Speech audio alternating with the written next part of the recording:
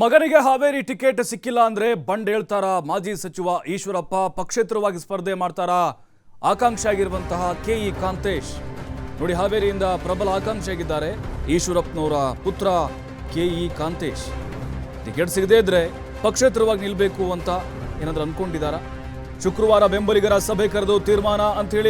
ಹೇಳಿದ್ದಾರೆ ಈಗ ರೆಬಲ್ ಈಶ್ವರಪ್ಪ ಅವತ್ತು ಮೋದಿ ನನಗೆ ಫೋನ್ ಮಾಡಿ ನಿವೃತ್ತಿ ತಗೊಳ್ಳಿ ಅಂತ ಹೇಳಿದ್ರು ಮರು ಮಾತನಾಡದೆ ನಿವೃತ್ತಿ ಘೋಷಣೆ ಮಾಡಿದೆ ತ್ಯಾಗ ಮಾಡಿದೆ ನನಗೆ ಪಕ್ಷದಲ್ಲಿರುವಂತಹ ಅಂಕುಡೊಂಕು ಸರಿಯಾಗಬೇಕು ತಪ್ಪುಗಳು ಸರಿ ಹೋಗಬೇಕು ವಿಧಾನಸಭಾ ಚುನಾವಣೆಯಲ್ಲಿ ನಮ್ಮ ಪಕ್ಷದಲ್ಲಿ 100 ತಪ್ಪುಗಳಾದವು ಹಾಗಾಗಿ ನಾವು ಸೋತ್ವಿ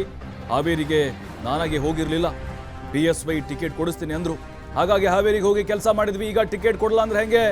ಮೊದಲು ನಂಬಿಸಿದ್ರು ಈಗ ಮೋಸ ಅಂದ್ರೆ ಹೆಂಗೆ ನಾವು ಹೋಗಿರಲಿಲ್ಲ ಹಾವೇರಿಗೆ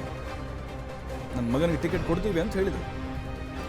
ವಿಧಾನಸಭಾ ಚುನಾವಣೆಯಲ್ಲೂ ಕೂಡ ನನಗೆ ಟಿಕೆಟ್ ಕೊಡಲಿಲ್ಲ ನಂಗೆ ನಿವೃತ್ತಿ ತಗೊಂಡ್ರು ಮೋದಿಯವರು ಫೋನ್ ಮಾಡಿ ನಾನು ಗೌರವಯುತವಾಗಿ ಹಿಂದೆ ಸರಿದೆ ನನ್ನ ಮಗನಿಗೂ ಕೂಡ ಟಿಕೆಟ್ ಕೊಡಲಿಲ್ಲ ಚನ್ನಬಸಪ್ಪ ಅವರು ಕೊಟ್ಟರು ಆಗಲೂ ಸುಮ್ಮನೆ ಇದ್ದೆ ಈಗ ಹಾವೇರಿಯಲ್ಲಿ 1.5 ವರ್ಷದಿಂದ ಓಡಾಡ್ತಿದ್ದ ನನ್ನ ಮಗ ಟಿಕೆಟ್ ಕೊಡಲ್ಲ ಅಂತಂದ್ರೆ ಹೆಂಗೆ ಟಿಕೆಟ್ ಕೊಡ್ತೀವಿ ಅನ್ನೋಂಥ ಕಾರಣಕ್ಕೆ ನಾವು ಅಲ್ಲಿ ಓಡಾಡಿದ್ದು ಕೆಲಸ ಮಾಡಿದ್ದು ಪಕ್ಷೇತರವಾಗಿ ಸ್ಪರ್ಧೆ ಮಾಡಲಿಕ್ಕೆ ಎಲ್ಲಾ ತಯಾರಿನ ಈಶ್ವರಪ್ಪನವರು ಆರಂಭ ಮಾಡದಂತ ಕಾಣಿಸ್ತಾ ಇದೆ ಹಾವೇರಿಗೆ ಹೋಗಿದ್ದಲ್ಲ ಹೋಗ್ಬೇಕು ಅಂತ ಆಸಕ್ತಿ ಇತ್ತು ಕಳೆದ ವಿಧಾನಸಭಾ ಚುನಾವಣೆ ನಿಮಗೆ ಟಿಕೆಟ್ ಸಿಕ್ಕಿದ್ದಂಥ ಸಂದರ್ಭದಲ್ಲಿ ನನ್ನ ಮಗನಿಗೆ ಟಿಕೆಟ್ ಕೇಳಿದ್ದು ಹೌದು ಆಮೇಲೆ ಈಗ ಅನೇಕ ಹಿರಿಯರು ಬಂದು ನಿಮ್ಮ ಮುಂದೆ ಭವಿಷ್ಯ ಇದೆ ಖಂಡಿತ ದುಡುಕ್ಬೇಡಿ ಅಂತ ಆ ಸಂದರ್ಭದಲ್ಲೂ ಹೇಳಿದ್ರು ನಾನೇ ಟಿಕೆಟ್ ಕೊಡಿಸ್ತೇನೆ ನಾನು ಗೆಲ್ಲೋದಕ್ಕೆ ಓಡಾಡ್ತೇನೆ ಅಂತ ಯಡಿಯೂರಪ್ಪನವ್ರು ಹೇಳಿದ ಮೇಲೆ ನಂತರ ನನ್ನ ಮಗ ಆ ಕ್ಷೇತ್ರದ ಪೂರ ಓಡಾಟ ಮಾಡಿರೋದು ಹಾಗಾಗಿ ನನಗೆ ಈಗಲೂ ಕೂಡ ನನಗೆ ಅಲ್ಲಿ ಚುನಾವಣೆ ನಿಲ್ಲಂತ ಪ್ರಶ್ನೆ ಇಲ್ಲೇ ಇಲ್ಲ ನನ್ನ ಮಗನ ಟಿಕೆಟ್ ಸಿಗತ್ತೆ ಅಂತ ನಂಬಿಕೆ ನನ್ನ ಬೆಂಬಲಿಗರು ನಿಜಕ್ಕೂ ನನಗೆ ತುಂಬ ಒತ್ತಾಯ ಮಾಡ್ತಾ ಇದ್ದಾರೆ ನಿಮ್ಗೆ ಅನ್ಯಾಯ ಆಗಿದೆ ಹಾಗಾಗಿ ನೀವು ಇಂಡಿಪೆಂಡೆಂಟ್ ನಿಂತ್ಕೋಬೇಕು ಇದನ್ನು ಹೇಳ್ತಾ ಇದ್ದಾರೆ ಇದ್ರಾಗೆ ಅನುಮಾನ ಇಲ್ಲ ಭಾಳ ಒತ್ತಾಯ ಮಾಡಿ ನಾಳೆ ನಾಡಿದ್ದು ಶುಕ್ರವಾರ ಒಂದು ಸಭೆನೂ ಸೇರಿಸ್ತಾ ಇದ್ದಾರೆ ನಾನು ಹೋಗ್ತಾ ಇದ್ದೀನಿ ಅದಕ್ಕೆ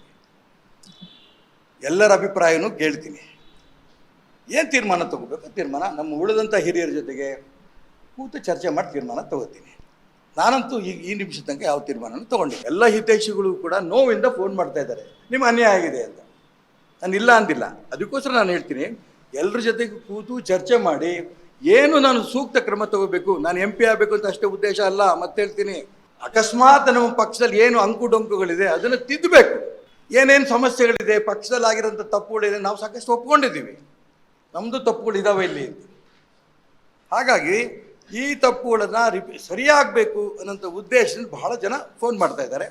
ಕೂತು ಚರ್ಚೆ ಮಾಡಿ ನಮ್ಮ ಹಿತೈಷಿಗಳ ಅಭಿಪ್ರಾಯಗಳು ಏನೇನಿದೆ ಕೇಳಿ ಮುಂದಿನ ತೀರ್ಮಾನ ತಗೋತೀನಿ